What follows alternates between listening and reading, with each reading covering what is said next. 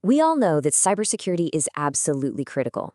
But what if I told you that the one thing you're counting on to keep you safe is actually your biggest weakness? We've put together this guide for senior management to explore exactly that. We're going to look at how that old school, once-a-year security training isn't just an internal checkbox anymore. It's a real, direct threat to your customers. All right, let's get into it. Now, everything we're about to talk about comes straight from a really eye-opening report by Virtualization Options LLC. This guide specifically pulls from Chapter 1, which talks about stakeholder risk, and we're zeroing in on the group that gets hit first and hardest when things go wrong, your customers. The report makes it super clear that in this new age of AI, we have to completely rethink how we do security training. So let's just start with the toughest question right out of the gate. Forget about the compliance paperwork and the internal audits for just a second. I want you to really think about this. Is your security training program actually putting your customers in danger?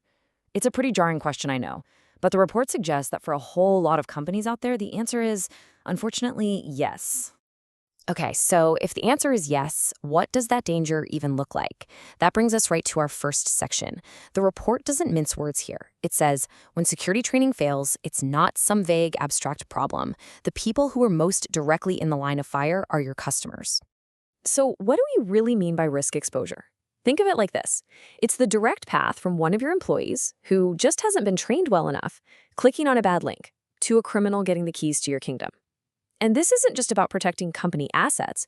No, it's about protecting the actual people who put their trust in you, the ones who gave you their financial details, their health records, their most personal information. Now, this threat to your customers isn't just one single thing. It's more complex than that. The report does a great job of breaking it down into what it calls a threefold threat. It's a triple whammy that hits their data, their trust in you, and even their legal security. Let's take a look at each part. First up, the most obvious one, the direct exposure of their personal and financial data. We're talking about incredibly sophisticated AI-driven phishing attacks here. These things are designed to fool even your smartest people into giving away access. And once that happens, it's a straight shot to leaking private customer info, everything from credit card numbers to sensitive health records. Next, there's the ripple effect, which can be just as damaging, if not more so. When a data breach happens and the news comes out that it was because of simple human error, well, the damage to your brand's reputation can be absolutely catastrophic. Trust takes years to build, but it can be gone in an instant. And customers will, understandably, run from any brand they feel can't keep them safe. And finally, you've got all the legal and regulatory headaches that come after a breach. See, when your security fails, the problem doesn't just stop with you. Your customers can get dragged into class action lawsuits. And then you have the massive fines from regulations like GDPR in Europe, CCPA in California, and HIPAA for healthcare. The liability just keeps cascading downwards. All right, so that's the scary part. We understand the risks. Now for the good news. This is totally a solvable problem. So let's pivot to section 2 and talk about the solution. How do we move from just knowing the risk to actually doing something about it? The report gives us a really clear roadmap. I love this slide because it lays it all out so clearly, the old way versus the new way. The report calls the old annual training model compliance theater. Isn't that a great phrase? It means you're just going through the motions. It looks good on a spreadsheet, but in reality, your team is completely unprepared for the real threats out there. The future, the new way, is all about continuous, adaptive training that actually changes behavior and closes those dangerous gaps. So how do you actually do it? The report lays out 3 pretty clear steps. First, you have to switch to a continuous, AI-driven training program that's as fast and as smart as the attackers. Second, you've got to make it relevant. Use scenarios based on people's actual jobs, especially for anyone who handles customer data. And third, use mistakes as teaching moments. When someone fails a simulation, give them coaching right then and there. This quote from the report just says it all, doesn't it?